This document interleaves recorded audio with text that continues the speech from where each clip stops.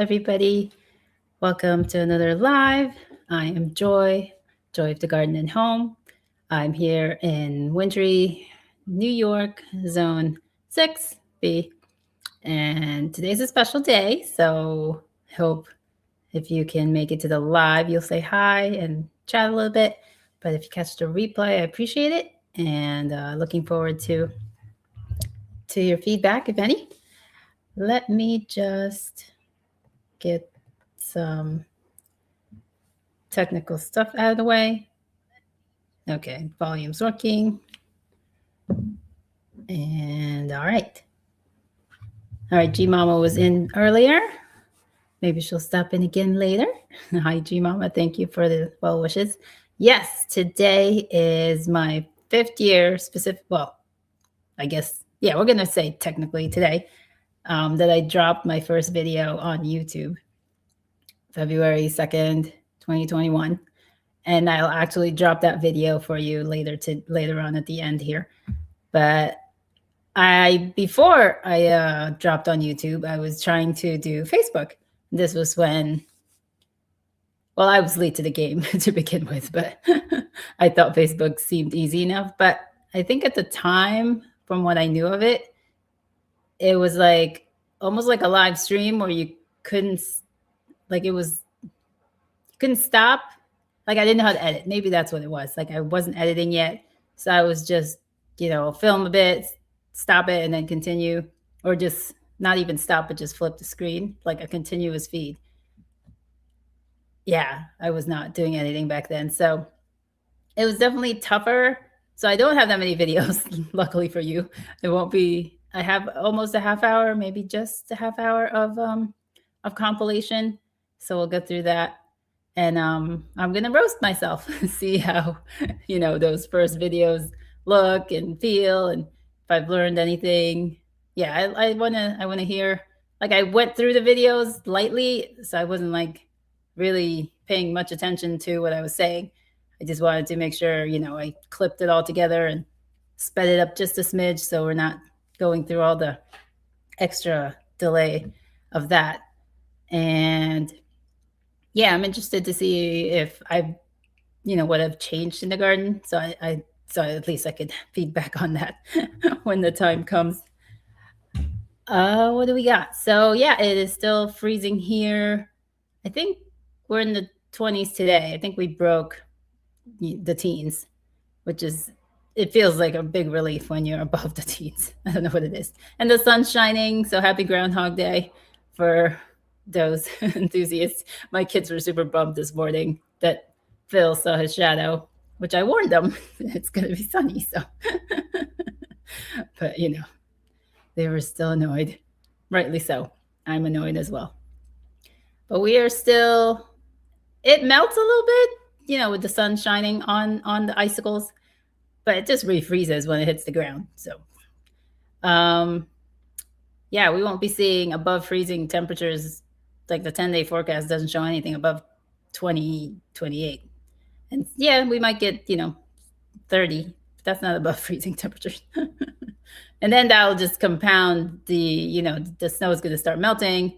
And if the weather doesn't warm up, then that's just going to ice up at night. And then that'll be another issue for, travelers to deal with. So it's not so much the snow and the whatever weather effect at that specific time, like in the beginning. It's all the aftermath that's a major problem. I saw a short the other day of all these other countries with better tools and infrastructure to deal with like huge snow loads, the better trucks and how they clear their highways. And then the last clip was of New York City and how absolutely, terrible they're doing with that situation. And that's a lot of cities, even in the Northeast. I mean, they say we're more prepared for it, but it's a, city by city basis. And for the most part, we are no more prepared than anybody in the South. Our roads, the traveling roads may be cleared in a timely fashion, but our sidewalks, people don't know where to park. People have to plow themselves out or shovel themselves out when the plow comes through because the plow is just loading onto your vehicle, and it's dirty snow. That's not pleasant. Um, yeah, I thought that was at the same time. My husband was also griping about it because he works in the city, so it was just funny the timing of it that short coming up. But yeah, it's one of those things. It's like how many years of the same situation until somebody, is like, oh, maybe we should change the system. Maybe we should get better, what is it? Gear, equipment, train people better. It's like a never-ending cycle. It's really weird.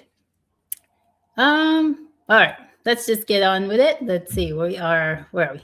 Yeah, we're 6 minutes in. I think we can start. All right. So I had this to say. Hi, everybody. It's beautiful. All right. I think the first video is just me introducing myself and what the channel might be about. And it's all in, is this portrait? Yeah, portrait mode, I think, for the most part. I don't remember now. I think it's all in portrait mode because I was, holding the phone like so. I don't think I had a tripod or anything back then. So here we go. Today, I making this video and hopefully future videos because I wanted to share a project that I've become motivated enough now to do, hopefully more properly than I've done them in the past, and it is the vegetable gardening. So I'm gonna show you some of what stuff I've seen, I've done. I've watched a ton of YouTube videos. Those are super helpful. I'm learning something new every day, and I've definitely made huge mistakes already. Not huge. Some are happy accidents. Some are correctable, some are not. And like with anything else, you grow from your mistakes. So I'm gonna hopefully be motivated enough to keep making those mistakes and getting benefiting from some of the rewards later on. I'm gonna, let's see. I'm gonna plant some vegetables, and I'm gonna show you my version of what other people have done on YouTube. Some I'm gonna have to like eyeball because I didn't do it right on the onset, and hopefully if this doesn't educate you, at least it'll amuse you, get you also motivated to do your own vegetables and live a healthier life. All right, stay tuned for that. See you guys later. All right, that wasn't bad. I don't know how many takes it took to get that much, but I'm not a script. Like I love being an actor. I did community theater. I did high school dramas and all that, drama club. And I appreciate having a script. But I guess what that's taught me over the years is that I like being, just spontaneous with what I'm saying, which isn't always the best because, you tend to get to like word salad and go on tangents and all. But so, yeah, that's one thing that took me a while to be comfortable, to be, my train of thought, and to carry that through a whole segment of time. And I still have that issue. I'm not like a seasoned orator. I cannot, like, my brain is always misfiring and I'm like dead silent. I'm like, I don't know what to say next. I've completely run out of words. That happens still a lot. But luckily now I know how to edit, so I can reshoot, splice it together, whatever. But I'm proud of myself in that first year that I was able to accomplish what I did there. I did want to, let's see. Yeah, so I was consuming YouTube content as far as gardening is concerned at that time. And it was very specifically two content creators that inspired me to finally just hit the record button. And it was Gardner Scott. He's out in Colorado.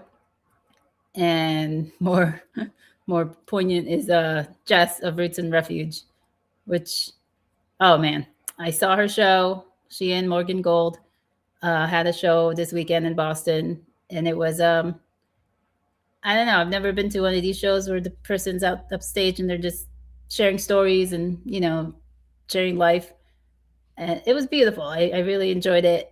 It was worth the 3 hours to go and 3 hours back, and we stayed over. So that was beautiful. And I got to ask, if there was a Q&A at the end. So I got to ask a question. And I wish I could have asked a million questions.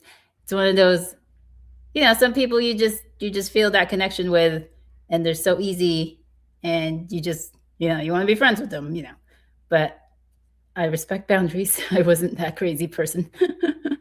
But as it turns out, they were staying in the same hotel as us. So it's funny because when we got there, the manager, when we told them we were going to that show, and then as we were, getting the keys and everything, the manager was like, that person from South Carolina, right? And I'm like, yeah. And then later on, when we were leaving to get dinner, there was another person there that was helping out with everything, and he was like, "What was the name of the channel?" So I told them. But the impression that I got, and my husband verified, was that they were staying there, and I was like, "Oh my god, that's so cool! Wow!" And then, we saw the show. It was the end. We were just hanging out, trying to get more questions answered. And I approached Jeremiah, who is Jess's husband, and he was speaking to a few people, and I had a question for him too. Oh, he's so tall. I think he said he's 6'4", taller than how he looks in the videos, because the way Jess holds the camera. And the kids were there, the young boys, and they're also taller than it appears on the camera or on the videos. But I asked, Maya was talking and talking. Not Maya was talking. The other people who were talking to Maya were talking and talking. And there was this one particular person who was just going on and on. And it seemed like they knew each other the way they were conversing. And at one point, Maya was like, "Oh, yeah, this is where we're staying." And he pulls out the phone and he's like zooming in on the map. And I'm like, "Oh, I guess they're not staying at our hotel after all." So I was like, "Oh, well, whatever." And so we went our merry way. We went back home. We went to bed. But oh my God, I made the mistake of ordering a jasmine tea at dinner, not realizing it was caffeinated. I could not sleep for hours. I was like 11:20, 11:40. I did get a nap in from 11:40 to 12 o'clock. And then the Sowards came in the building. And this is not a typical hotel, Hilton, whatever. It was just like a converted apartment building. So you could hear everything, and we were on the main floor. And I heard the Sowards come in, and I was like wide awake again. So whatever sleep I was going to get was done. And, they were up for a little bit because, they have kids and everything. They were showering and all. You could hear water rushing. And, so I was like, oh, they're here. So I spent the next 2 hours plus probably just like wondering why Jeremiah told that guy that they were staying somewhere else. And, I was, I'm the type of person, I guess, who goes to one headspace, and some other people would go in this direction. But what I didn't go to was that, oh my gosh, this is like such an experience for them to be like their own, type of celebrity. And with that comes the baggage of certain people who feel like they're entitled to them and their life. And this person was apparently like a member. So somebody who pays them a certain amount of money every month or whatever subscription they're in. So I could see why that person would think like they should have access to them. And so I can see why someone smart like the Sowards would be like, we're not going to tell you where we're actually staying. We're going to, make something up. But my issue still boils down to why even bring it up? Why even make that a part of the conversation and open yourself up to having to lie, I guess, is what I'm getting down to. It's like, as if you didn't even bring it up unless somebody asked you directly, I guess. Why would you even? And then be forced to lie about it. So that was like in my head for hours. But yeah, that was interesting. But we had to leave early in the morning, so I wasn't able to reconnect with them, at the end of the day. And I knew they had a busy day too. So the conversation they were having the previous night about hooking up with this other person, I was like, I mentioned it too when I was standing there listening while waiting for my turn. It's like, you don't have time for that. You have a busy day. because I felt like this person was intruding on their space, even though they may have known each other. I felt like I don't think that this was part of their itinerary, because I knew of a couple of things they already had set for the day. And, the sun sets early still. It's winter. I knew they weren't going to have that much time. Anyway, there's a tangent for you. All right. So I just wanted to commend Gardner Scott and Jess as really the two main people who not forced, but, who got that out of me to push that record button and do this. All right. Next video. Here we go. Hi, everyone. Another beautiful day out today. It's partly sunny. Perfect day to do some gardening, but I'm exhausted. A couple of days I've just been pushing myself, pushing a lot of wheelbarrow loads of soil and mulch. My back hurts. So I'm going to take it easy today. Do a lot more indoor stuff like laundry that I've let pile up because I've been outside. So today we're going to just do a video on how I started out and what I got going in the first garden that I put together. So I would be remiss if I didn't thank Corona for part of the motivation to start this. I remember there was a news article on, I think it was Michigan, that the governor there was not considering gardening to be essential. And I was like, what? That's bananas. So the next time I was at the supermarket and I saw a seed tower, I was like, oh, vegetables. Yes, I can plant now. I'm motivated. Let's get this going. So I bought my first seeds. They, I wanted to start small, don't we all? And definitely stay to the varieties of veggies that we consume here at home. The kids don't really eat too much vegetables, but we try to sneak it in there when we can. So let me show you the seeds that I got first off. All right, let me say, it's still the same thing. I'm still, it's either the garden or the house. It cannot be a mix of both. And mostly the garden wins, thank goodness. But during the winter, I'm, doing a pretty good job with the house part. And yeah, the kids are still not vegetable eaters. They'll like something for a minute and then they'll be like off of it the next. So I'm not fighting it. It is what it is for now. I'm sure they'll find it on their own time. I was not a vegetable eater when I was growing up. We didn't. In the Philippines, you don't eat salads. There's not such a thing. We cook all our vegetables, and we were poor. All right, we weren't like slumming it out in little cardboard boxes on the streets poor, but we were still relatively poor. It's more because my grandmother was like, I don't know if she was a hoarder. She wasn't a hoarder, not in the same sense. But she wasn't about spending money. Let's say she was that. She didn't like spend money. She was an under the mattress type, save money type person. So she didn't splurge out on unnecessary, what she considered unnecessary food.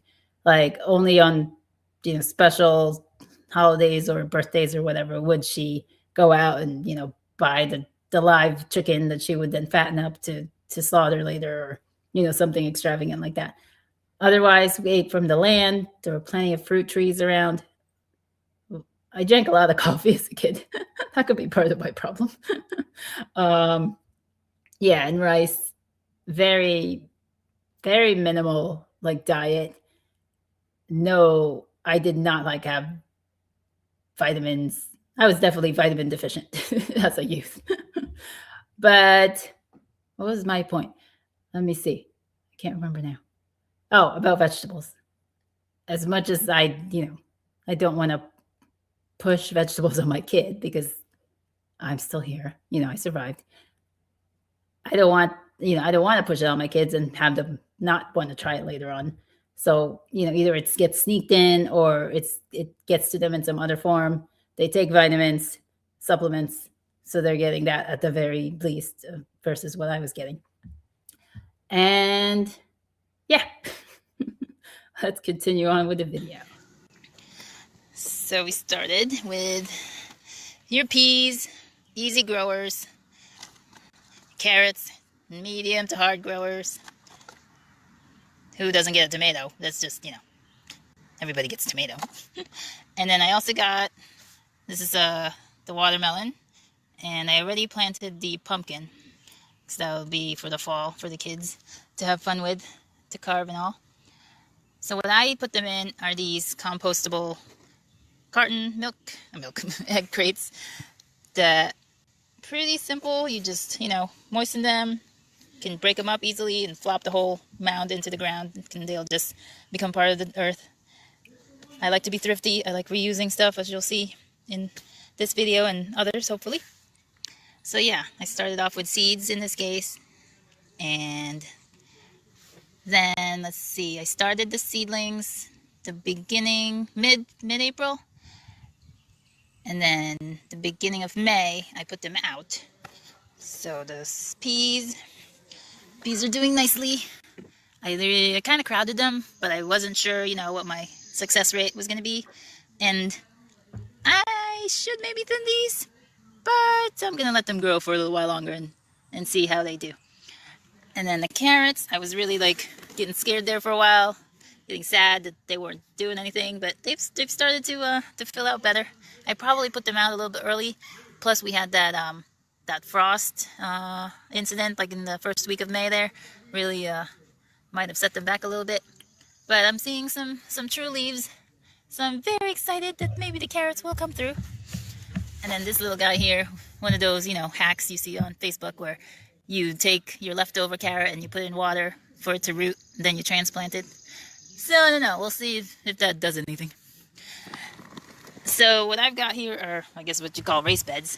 I've repurposed some an old dresser that I had that weren't really using for anything. We were going to throw out, and I was like, I could use those for my planters instead of buying the 2x4, 2x6, 2x8s, whatever they are. And yeah, these were free, cheap. They're falling apart already. That's all right. I'm not picky. And they're in part of the yard that's nobody's really seeing, so I'm not upsetting the neighbors with my garbage yard. And then the majority of the dresser is currently being used as a compost bin. Now in the past, I've just composted naturally. I would, throw a banana peel here, eggshells there. I had chickens, so they'd scratch that up. I was doing my part. But now, I kind of need compost in a more collected area. There's all different ways of doing compost. I'm choosing this method: food scraps, coffee grounds, hay, dead leaves and sticks and all that. It's gonna take a while. I'm trying to do a more active approach where you turn it and you introduce soil, air. There's a whole methodology behind all this that I've learned plenty of on YouTube. It's a lot of fun. It's interesting. So here is my version of it. It's not perfect. I'm growing it. This will take a good while before it becomes anything useful. Sometimes they take years. Sometimes you can do it faster if you're really dedicated. But this is what I'm going to work with. This is going to work for me for now. And then another part of the dresser is in this bed here. And this was the inside of the dresser, and it's already falling apart, so I'm going to have to do something else here to keep this contained. So it's just going to all flop down on the ground and be a mess. I'll get to what I planted there another day. So that's it for today. I hope you enjoy this beautiful day. Yeah, put on some sunscreen if it's sunny, wear a hat. I'll see you guys next time. All right, that wasn't too bad. I guess I don't have anything to roast about that. I thought maybe I didn't start the peas early enough or something, but no, I did okay. I did pretty good there. All right, let's see the next one. Hi everyone. We're finally getting some sun after a couple of rainy days, which is a bonus because I don't have to water them. So today I'm going to go over the 3 important lessons I've learned to date. First, planning and research. I know it gets to be spring, weather warms up, that's when we get jazzed up and alive to do those things, but in reality, I should have been doing that last year, at least in the fall. I don't have ideal growing conditions where I live, so if I had done some research ahead of time, I would have saved myself a lot of extra hard work now. With that said, having learned that lesson, I am preparing this area for the asparagus come next spring. Now what goes hand in hand with poor planning is lesson number 2, which is overspending. we do a lot of that. We get out to the nursery, the garden center, see all those beautiful plants, and we want it all. And we're gonna grow it all, and it's gonna be awesome. But you know, there's some success to that. But to stave that off, we're gonna plant.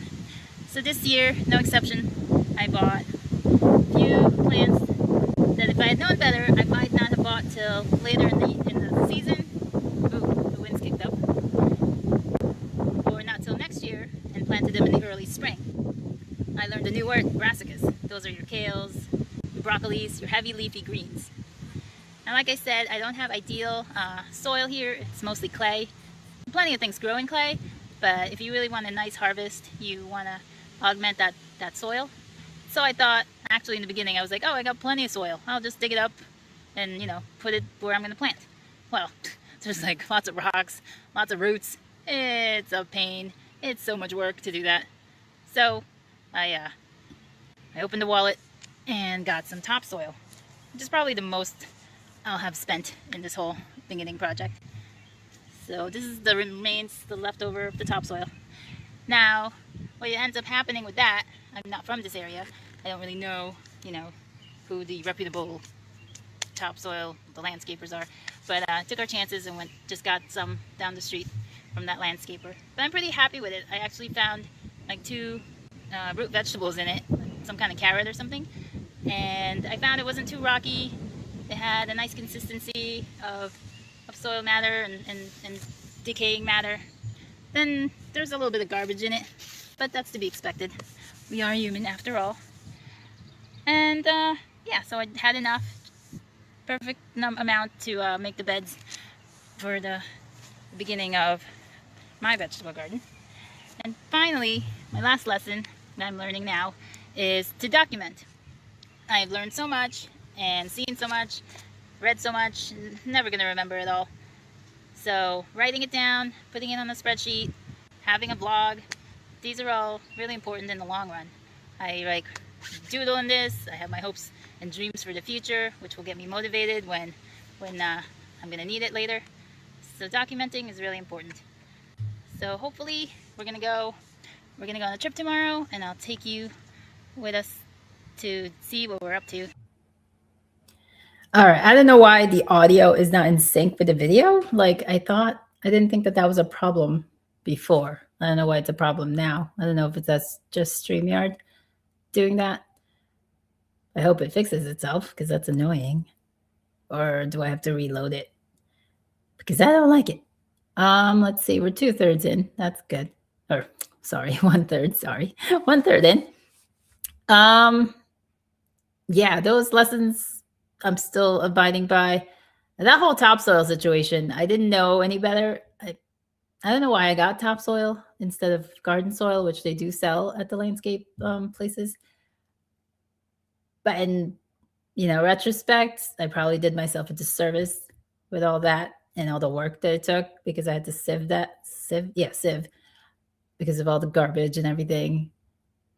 And yeah, if it was topsoil, then yeah, I found a few root vegetables in it. But other than that, it was the you know, not much life, and you know, it would have definitely needed that compost and that aeration, which probably took a little while as I was working it in and working on through that for that soil to become useful. So if I had known better back then, I might have had better fruit quality, because it was after like my first year.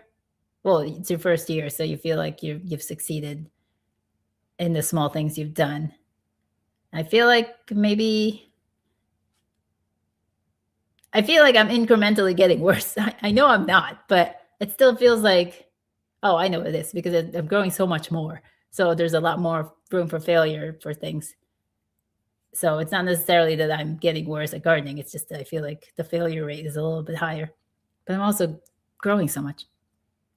But I do feel like the soil in the early state caused me a little bit setback down the line. All right, I like this one. This was a road trip. Next. See you guys later. All right. I'm gonna try and reload this video and see if we can get a better.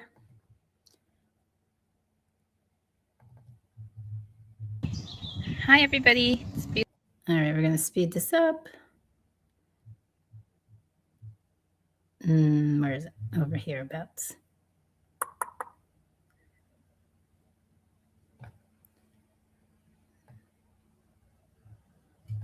All right, let's just replay. Take you with us to see what we're up to next. Nope. See you guys later. Hi, everyone. Nothing brings me more joy than free shit. And that's going to be quite literal today. Today we're at the old homestead, the kids like to call the old house. This was the house that we built. Spent 13 beautiful years here. I love this place. I love the property. And I had all 3 kids here. I'm really going to miss this place. But we're here because of something, for some reason, I've neglected to think about until recently. I was just going to leave it here. So foolish.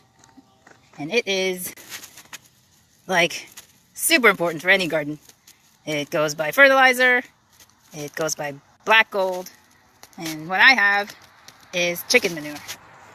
I have had chickens for a while. Until recently, in our new house, we just didn't have the right infrastructure set up yet, so I'm stopped on chicken raising for now, but I will get back on that soon.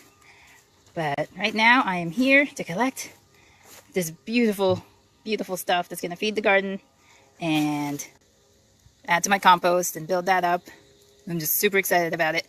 I've already filled up 3 those large size bins, and I probably have 2 left to go for another day.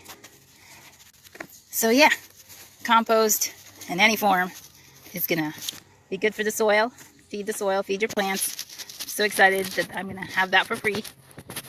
And yeah, today's another beautiful day. Everybody enjoy. See you next. Yeah, so that was awesome having all that compost. I just needed some of my bins to pack it up in. Yeah, foolishness that I would have not thought to bring it with me. But, you know, I guess that's the last thing you want to pack. But we were fortunate that we were able to live at our new place, and still we were selling our old place. So we still had access to it for quite a while, actually. And so we were able to ship our own stuff, or pick up our stuff one little by little and get rid of it parcel by parcel. I mean, we did get the bulk of our furnishings in one of those giant trucks. But after that, there was a lot of residual stuff.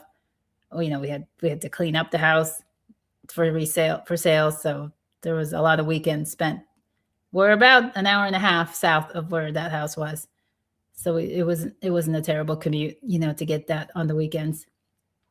And then the kids got a little bit of a prolonged experience and memory, at least for my first 2 of that space. My youngest one definitely does not have any memories of it. What else? Yeah, we drive by there once in a while, like every year, because we go up there still every year just to see. You can't really see because there's a fence on the roads, but my son thinks he's gonna go back to that house someday, which is interesting. But yeah, I guess if it'll go on sale someday, but definitely won't be the house he remembers. All right. I wish I could fix the audio situation. Like, it's not in sync with the video. And I don't know why, but it is what it is. All right, here we go. Next time. Bye. Hi, everyone. Hope you're all safe and healthy. You may have seen me the other day with a tray full of vegetables and questioning why haven't I planted those yet? What am I waiting for? Well, I promise you I have good reasons. And one of them is the reason for our trip yesterday, which was the fertilizer, or chicken manure in my case. I wanted to give the other half of the plants I hadn't planted yet, a good chance, a better chance. So here, which is going to be the future corn row, I had just soil here yesterday with a cardboard on top. And I got my manure. I made a manure tea, which is putting about 1 inch of manure in a 5-gallon bucket and the rest with water and churning it all up. You're supposed to wait a couple of days and let some chemistry stuff happen, but I just didn't have time, so I just mixed it up, poured it in, let it sit overnight, and then this morning put on the mulch, and the mulch will help retain moisture and keep the weeds down. So today, later on today, I'm going to plant the corn here. Now I've already got, this I started from seedling, this will be the watermelon patch. This I planted last week. This is the pumpkin, which we know those take a long time, so I'm glad I got those in. This is the other half of the cucumber, and I'll let you know in a second why I only planted half. This is the cucumber, and then last on this row in this bed is my tomatoes. I've already planted the heirloom tomatoes, which are a bigger, fatter tomato, and now later on I'll plant these cherry tomatoes, and they tend to grow a little bit quicker, so they'll probably all come up at the same time. Now the reason I'm doing this half and half is because I'm doing a staggered method of planting. And when I thought about that at first, I was like, oh my gosh, I came up with something revolutionary. Nobody else has ever done it before. And then you watch enough videos and you discover that everybody's doing it. Nothing special. So what staggered planting accomplishes for me is A, reducing the stress at harvest, and B, figuring out my pests. Now, harvest time, everything comes up all at once, and you're not going to be able to eat it all. You can only do so much preservation, which I'll have to still learn about. So I didn't want to have all that extra stress in my life later on. So I figured if they were spaced out a little bit, then that gives me a little time to decide how I'm going to preserve the vegetables. Freezing is my first option.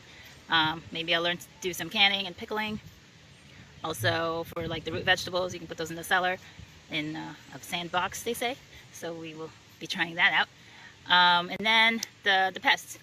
I don't know this area. I don't know what bugs and wildlife other than the deer there is and what's going to come up. Now there's an open buffet here, and they do say that it takes a couple of years before they get the welcome mat rolled out. So I've already found, looks like spider mites in my kale. I think maybe the chipmunks nipped up the lettuce a bit. And then the deer haven't come in yet.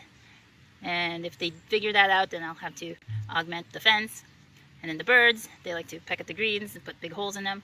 So I might have to invest in netting in the future for that. So yeah, that is my chore for today. I will be planting the rest of my vegetables. And I'll be doing that later in the day. They don't like to be transplanted in the middle of the day with the sun beating down on them. So that's my afternoon, evening trip plan. All right. Well, it's pretty much the same thing 5 years later, or 6 at this point. I'm still dealing with the pests. There's still new pests coming in, like allium leaf miner didn't come in until not 2025, but 2024. So I had, a few years there in the beginning where I wasn't dealing with them. And yeah, it depends on, like, hopefully this winter has been super cold. So I'm hoping it really knocks down the population of a lot of the pests that we typically have. But I can imagine that what are they called? The squash vine borer type pest.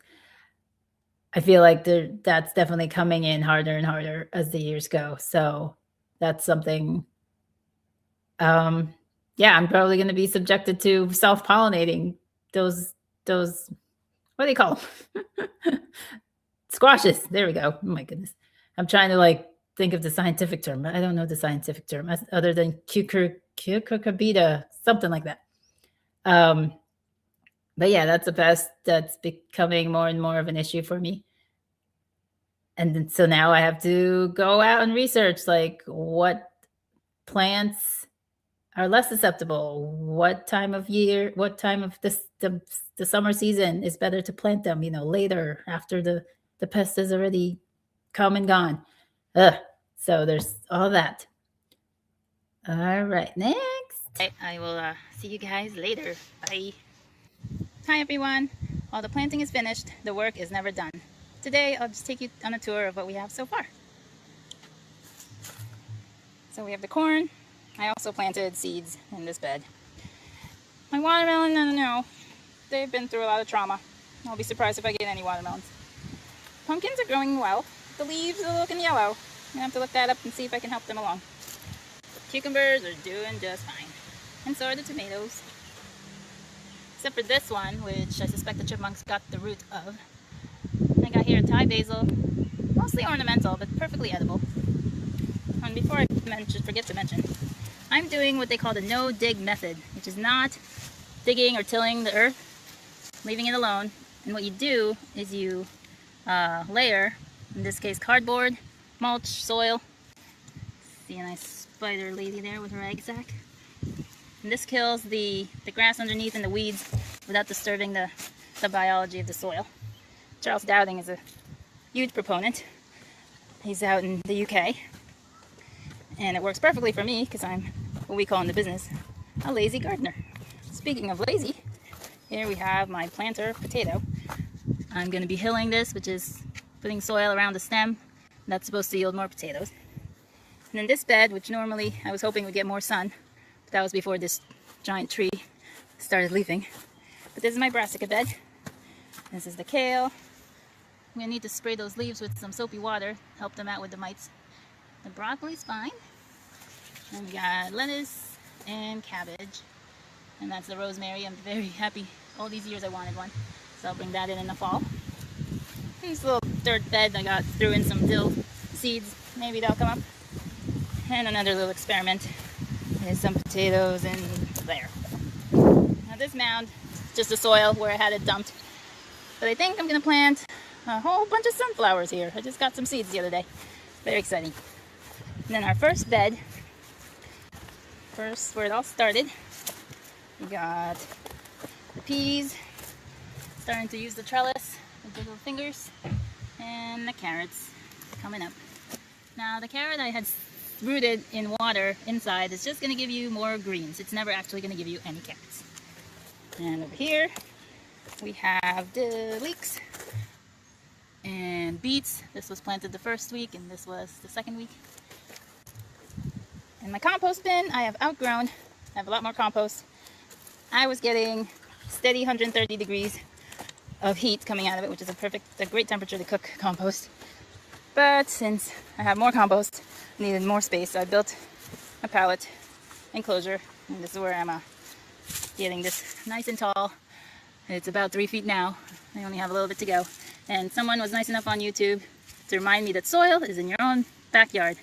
And this is a tree that's slowly decomposing and it's practically soil already. It just disintegrates. It's wonderful. And then the big project for today, and in contrast with the no-dig method, is the dig method. Or the turnover, I think, method. Which is taking your soil, flipping it over, and burying the grass underneath. Which, since I don't need this bed till October, that'll give the life that I've disturbed plenty of time to recover. Now originally I was just going to do this area that's already been mulched, but now we've expanded another 1.5 feet. So that is our work for today. There's the mulch pile I got to spread around. So one thing that's always changing is the garden. But along with that is the compost pile. I have had so many versions of the composting system and I'm still not happy with it. So I don't think I'll ever be happy with it in this particular space. Yeah, so I went from that little container, which was not going to last very long anyway, to that little single pallet. And then I expanded that pallet to a 2 pallet. And that lasted for a little bit long. And then eventually with the chickens, once I got chickens again, it became, like it was a process to get from the chicken coop to the compost pile. So I made a system closer to the chicken coop, and that lasted for a couple. And then I went downhill from where that was, because that made sense. It's just that there's no flat spaces here. You have to make your own system in your own spaces. So yeah, so I moved it to another spot still by the chickens, but downhill, so I wouldn't have to wheelbarrow a full load uphill. But there's not enough space. I guess it's a 2-bay system, if you want to call it that. But I'm using it as just one big one. So there's no, when you turn it over, there's nowhere to turn it over to without in the way I want it to be. So I'm still schlepping the first load uphill to the second round. it's still a work in progress. Ideally, I want like a poured concrete base and working on concrete. That would be heaven with a roof or something. But since I'm not going to get that, I'd at least like to get some kind of corrugated, or not corrugated, but if I could get some kind of metal base, because then right now I'm on, which is a step up. Right now I'm on like a Trex. It was a table, those outdoor tables that's made of Trex, which is, it's not wood and it's not plastic, it's something. So it lasts longer in the elements, but that's still, it's not going to last forever. But, and when you're like pitchforking the compost, you're going to be hitting at it and putting holes in it. So I would like something flat, a surface that's flat, like metal or like a roofing like type shingle, so that I could, without, and to have a clean, product or system. Anyway, that would be ideally the base that I would like. And then some kind of roofing over it. Because right now I'm just like putting tarp or like used up feed bags to keep excess water off of it. It's still such a mess. All right, what do we got next? All right. Also, a majority of these videos were done like May, June. And now, yeah, we're 2/3 into it. We're going to get a little bit less. Hi, everybody. Just a little update on the garden so far. Let's turn. And the transplant corn still coming up. I had to replant the seedlings I had because the ones that I did have put in there originally did not take. Wild melons holding on for dear life. And the pumpkins are flowering. Yay! Got some nice flowers on the pumpkins. And the cukes are flowers also. And then these tomato I transplanted. I had thrown some seeds in the woods and a couple sprouted, so transplanted those in. And those are the transplants from the store. And they're flowering. I'm gonna have fruit from those eventually. Then whenever I get discouraged that things aren't looking so beautiful, I find this here tomato growing in the driveway, in the rocks. I had these last year too. I had a whole bunch of them because we had, when we brought our chickens over, we just spread the hay that they came in all over the driveway. And I must have thrown tomatoes in there at one point. And they seeded. That's one thing that really burns me.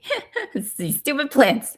You spend all this money, you spend all this energy trying to get, these best crops, and then you get a stinking tomato growing out of the crack in the driveway.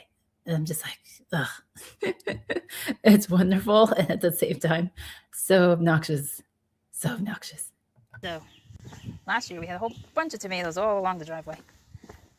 And they had some nice tomatoes on them too. And I still do get volunteer from those plants because I rarely like harvest from them because I have, so many established plants. So every year a bunch of volunteers come up and they just line the driveway. And it's great. It really is. These I bought last year, and I put the seeds in the ground last year, but they didn't come up last year. The hollyhocks. They are coming up this year. I love the really dark ones. So cool. And then over here we have my tomato. And potato. Also flowering. And then the greens. That's one thing I still do. A lot of people do. It's like you get stuck with a word and then you just say that for the next thing. And potato and tomato are notorious for being those. I hate it when I make a video and I say that the wrong word for it. And I'm like, do I do a voiceover? Which never sound right. You know it's a voiceover. Or do I shoot the whole thing? No way. That's 20 minutes it took me to shoot the whole thing. I don't know. I wasn't really struggling. I'm going to get some compost at the in a couple of weeks. Try to help them out. Caterpillar, I brushed them off the leaves, and there's just no stopping them. They're just decimating the kale. The broccoli's doing okay. Maybe the cabbage is okay. There's some sprouting in here. The dill may live yet. And then I seeded some more potatoes in here. Let's see, you see that? And potato. And then here we got the sunflowers that are coming up. Now the nice big ones, the ones you can actually roast and eat, most of them got decimated by cutworms. They just like hack the heads off of them. So I'm not getting much of those. But this is just an experimental bed, so next year we'll definitely plant a whole bunch more. And then my original bed. These beets are nice and healthy. And this was planted later, so it'll come up too. And the leeks, I don't know.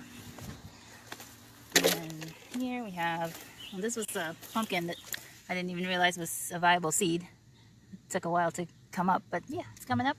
It's in the shade a little bit, so it's got much healthier leaves than the ones in the front. And the carrots, those sad carrots. Oh, and I got some, I don't know how these pumpkins ended up in the ditch, but they're growing too. But at least we can harvest some peas in another month. Got lots of nice yummy peas coming up. I'm so happy. Something to eat. All that effort. And then let me pause there. So in general, looking back, most of these plants were planted like a month later than they should have. They should have been in the ground at least a month. At least in April. I think I started them in May, which, it is what it is. Big project, the heavy labor, is the hugelkultur, which is basically a compost mound, primarily built with logs in the base, which will break down over time, create like a sponge, hold more water. So I'm putting it up here because this is like one of the drier areas of the yard. You can see the ground cracks here. So the previous owner was nice enough to leave us a mound of decomposing wood. They transported up here. So we'll fill this up with more sticks, branches, leaves, and then some dirt, some compost on top, and maybe we'll plant something in the fall, but it'll be more productive next year. Yeah, that is the big project of the summer. I'm very proud of that hugel mound. That was a lot of work for sure. And it didn't take long for that to level out. I can see why real hugel mounds are way bigger than the one I built. Mine may have come up, well, I dug down, so I harvested a lot of the soil, like 4 to 6 inches down, excavated it, and then dumped the logs in.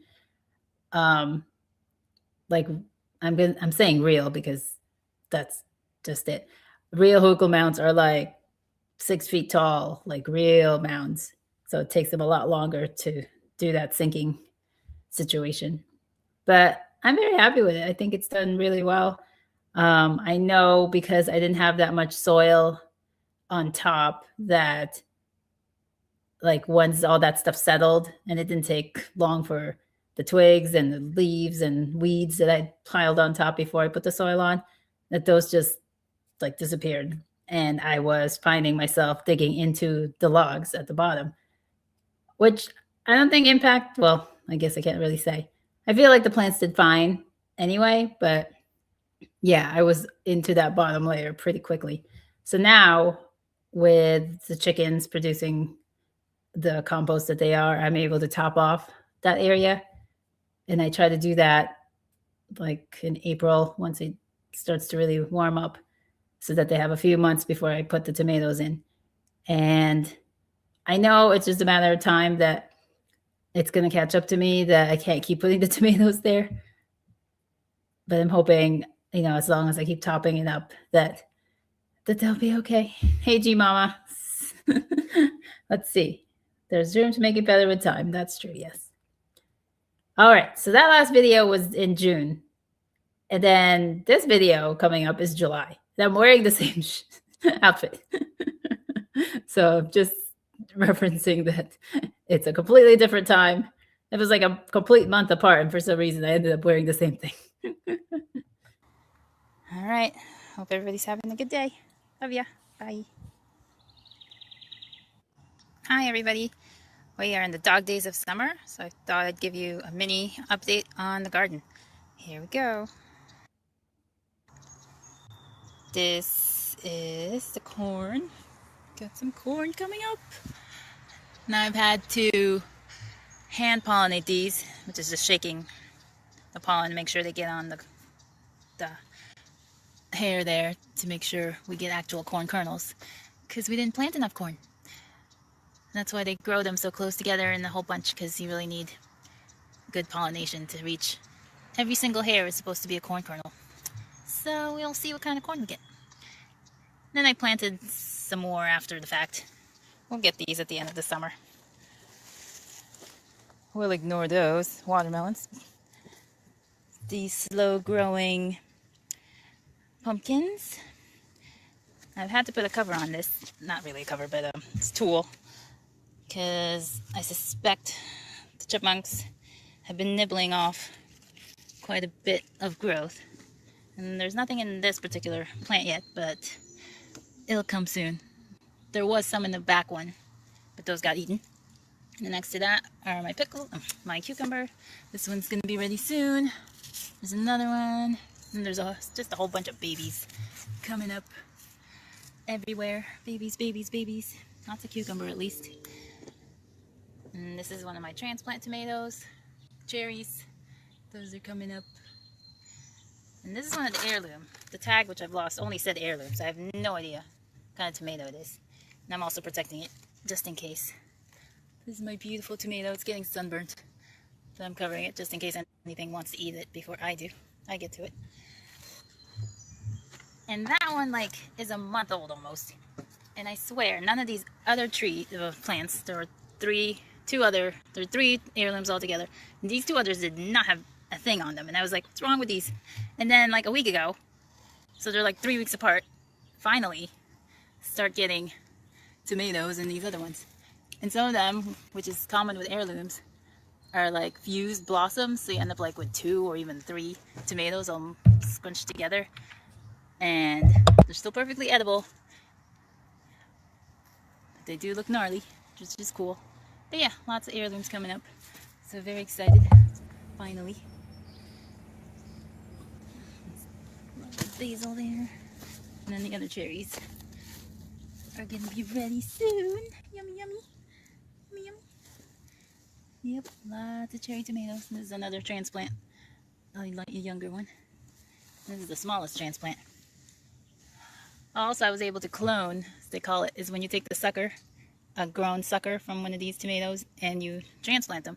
You can either put them in a cup and wait for water and wait for the roots to go, or just plop them in the soil.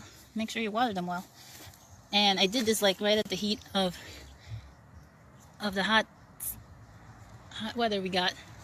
So I wasn't sure they were going to take, but they did. I'll show you those in another video because they're over at the Hugo bed.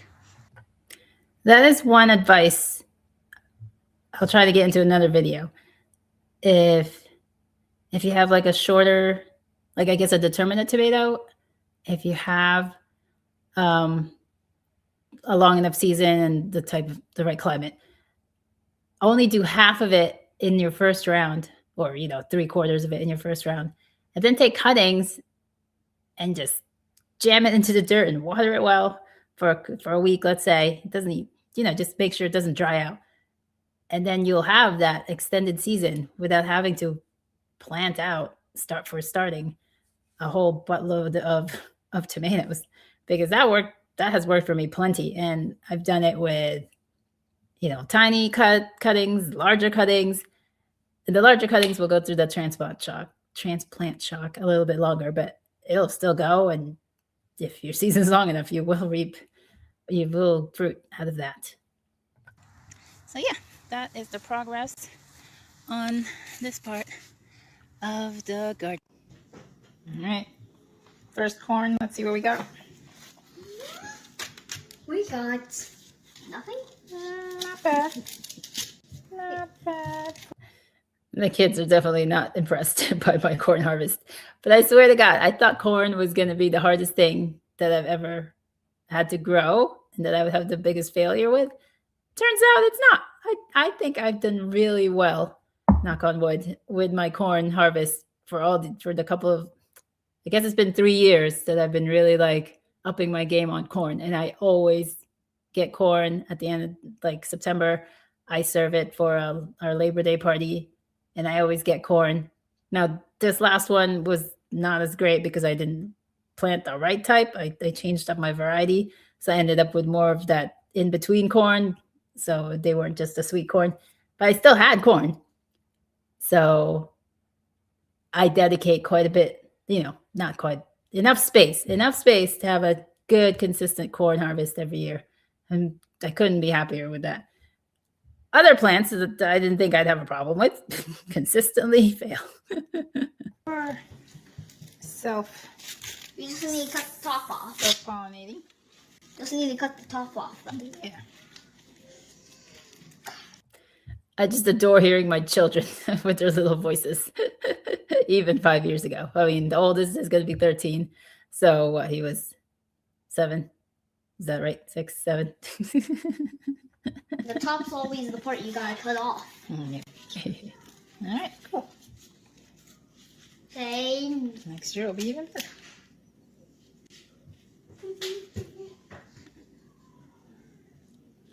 There you go. And chop it with my bare hand. I'm not gonna chop. The satisfaction of made compost. The first time I saved my own finished compost, oh my God, there's nothing better. It's better than any vegetable. And you didn't even do that much work. I mean, you dump a bunch of stuff, you turn it a couple of times. Like if you take the temperature of it and you reach that sweet spot, then you're like, oh, so happy. But once you do this part of it and you come out with that beautiful stuff, oh my God, there's nothing like it. Into finished compost. And it smells so good. And this used to be the pile. About 3 feet tall. Now it's only a foot, if even. But it's so wonderful. So my what I'd really like to accomplish in the next soonish years is to grow out of my compost. I know it can be done. I've seen people do it. So, but I would have to have an outdoor space for that. And because no way this stuff is going inside the house and multiplying those bugs like crazy.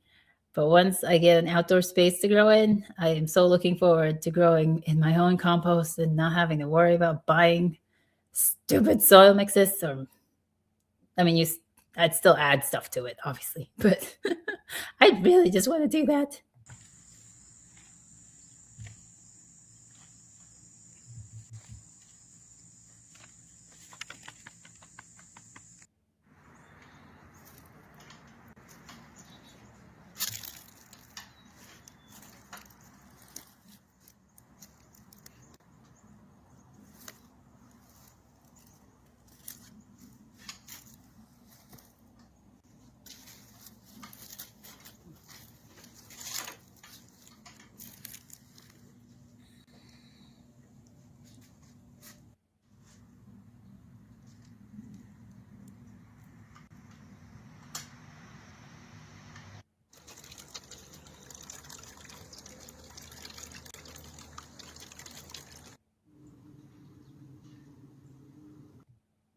All right, I think that's the end.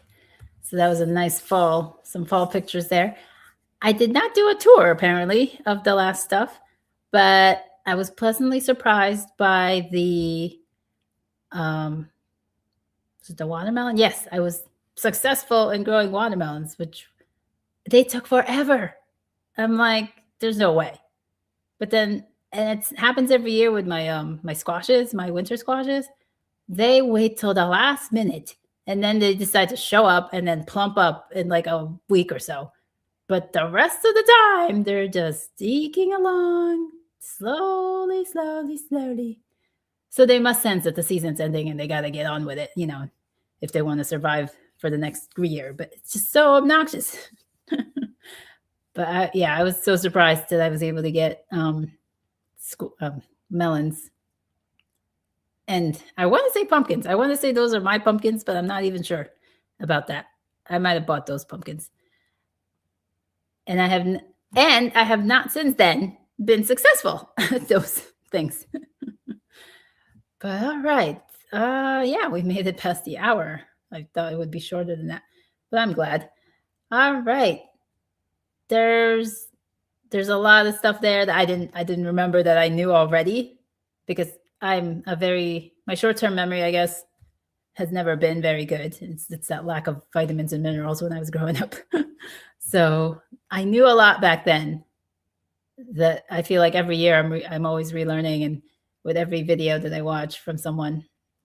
So I'm hoping that with the new format of Gardening Plus, which is our bi-weekly live with myself and Healy, that now that I'm doing that information will actually like stick in the old noggin and not just flit away after I've heard it. But obviously, I'm putting that into the product out there. I just may not be conscious of it anymore. But yeah, it's grown so much. If you catch a couple of live streams ago, we did a compilation of our garden well, in my case, 4 years ago when I started YouTube till today or yesterday. So to see the growth of starting off in the little dresser drawers to all the spaces I have now. It has been too cold to go out and measure my space, so I still don't know the square footage of everything, but that is on my to-do list to get out, because I also want to know how much square footage I'm growing in now. And I know I'm not taking full advantage of them.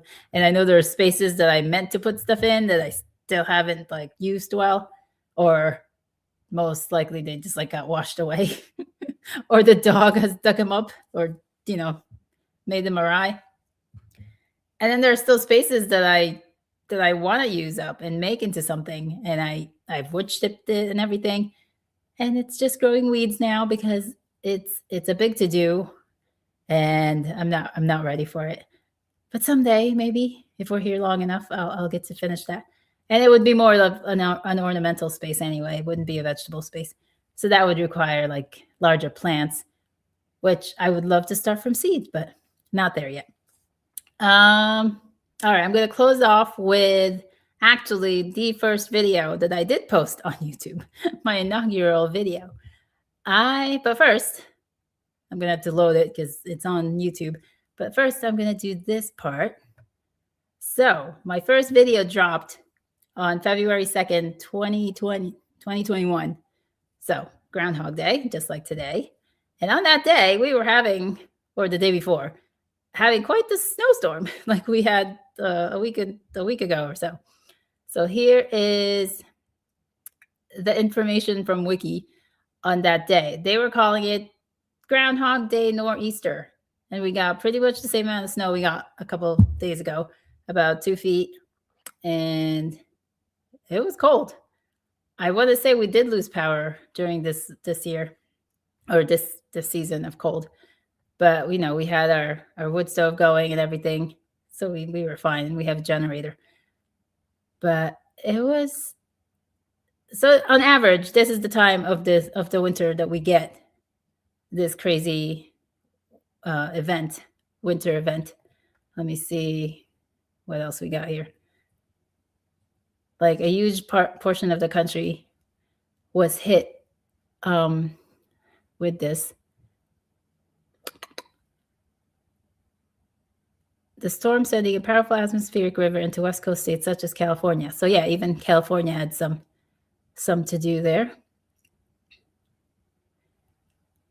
All right, let me get to the video. But I have to put it back up. Share screen. This one, share. All right, here we go. I think I'll remove myself.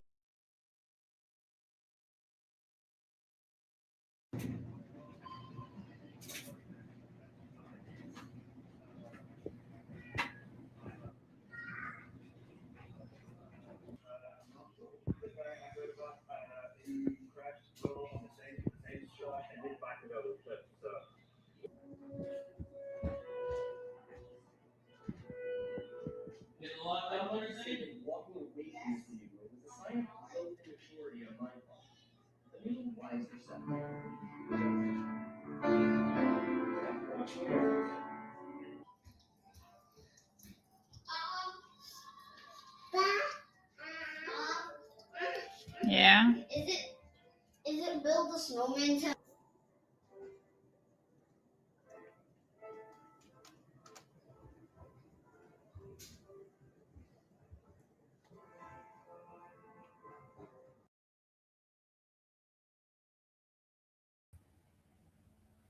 My kids are forever wanting to go out in the snow when it is actively snowing. I'm like, no, can't go out in this weather. And even now, I feel bad because the snow outside is so inviting, but it's 20 degrees out. The disgusting 20 miles per hour. You're not going outside. We'll have to wait till at least the temperature goes up into the 30s. Then I feel safe that they'll be okay health-wise to be out there. But thank you for tuning in. Hope if you watched the replay, thank you for watching. Please share, like, comment, share, all that good stuff. And thank you for supporting me all these years and to many more. There'll be a live stream next Tuesday. Watch out for that. That'll be myself and Healy, and we will talk about success in the garden, pre-garden. All right. Talk to you all again soon. So I'll harvest more. Bye.